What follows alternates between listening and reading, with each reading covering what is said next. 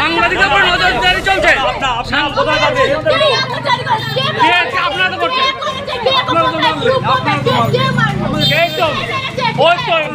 পালিয়ে গেল কেন? পালিয়ে গেল কেন?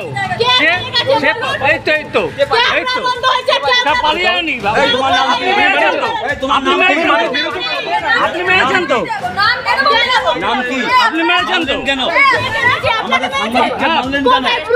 ঠিক আছে, আপনাকে জয়ন্ত সিং এর কে হন আপনারা? কে হন? কি হয়েছে? আপনাকে কি বলেছে? আপনারা কে হন?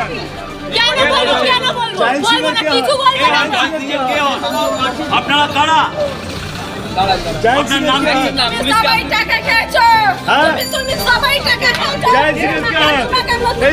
অসুস্থ ছিল, এখন সুস্থ হয়ে গেল।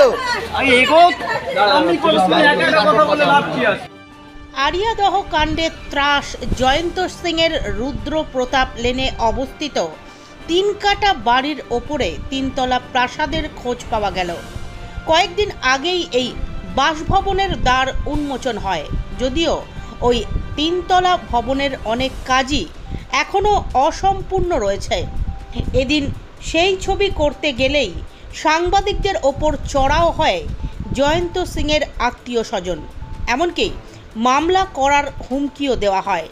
পরে খবর পেয়ে ঘটনাস্থলে এসে পৌঁছয় বেলঘরিয়া থানার পুলিশ। এই ঘটনায় স্থানীয় বাসিন্দারাও অনেকেই আতঙ্কিত, যদিও ভয়ে কেউই মুখ খুলতে চাইছে না।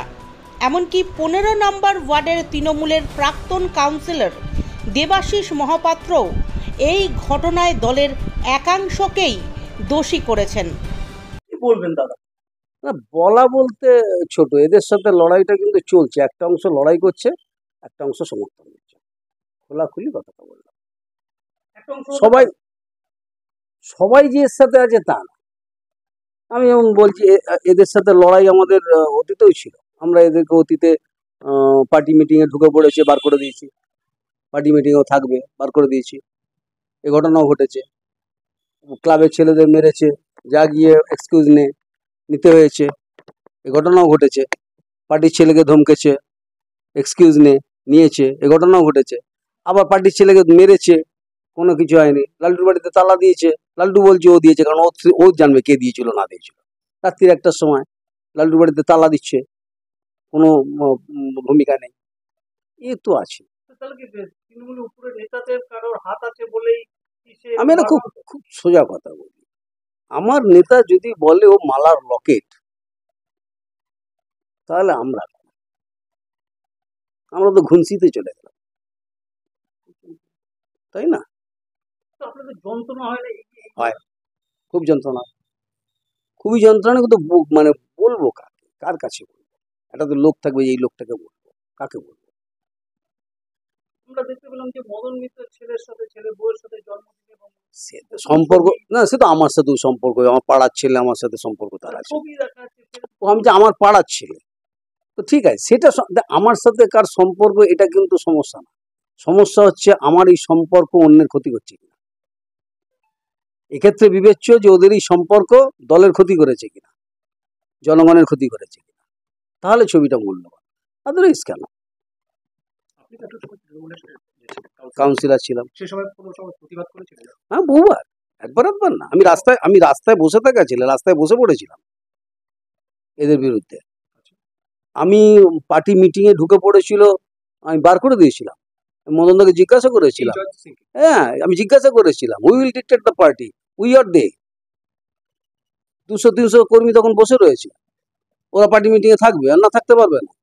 আমার সাথে হয়েছে, এবং এগুলো হয়েছে বলে তো আমি ঘরের ভেতরে বসে আছি ভয়ে, নাকি? না, কোন ঠাসা বলবো না, কোন নেই তো কোথায় ঠাসবে? না না, আমি তা নাহলে কি যাবে, এটাই কথার কথা বললাম। আজ কোন নেই তো ঠাসবে কোথায়? সেই সময় যখন প্রতিবাদ করেছিলেন তার প্রতিউত্তর কি এসেছে? প্রতিনিধিত্বদেরকে বেরিয়ে যেতে হয়েছিল তখন বেরিয়ে গেছিল, হলো। তারপরে আস্তে আস্তে আস্তে আস্তে ওই দিন 3-4 ইয়ার্সও তোর বুম করলো, ওপর দিকে চলে গেল।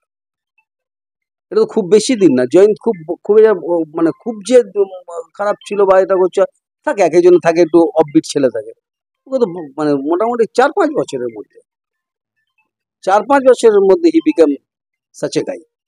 যে এত একটা বাড়ি করেছেন, উপরে যে তিনতলা প্রাসাদময় বাড়ি, আবার পুকুরে কি বলবেন? আপনি তো একটা কাউন্সিলর ছিলেন বাড়ির সঙ্গে, আপনার পাড়াতে আপনার পাশে আমি একটা ছোট কথা বলি, কনস্ট্রাকশন নিয়ে আমি কোনো কথা বলবো না, কারণ অনেক কথা বলতে হবে। এটা দেখার দায় কার? আমি বলছি না এখানে, কারণ আমি তো চেয়ারম্যানকে জানিয়েছি, এরকম ঘটনা জানানো আছে।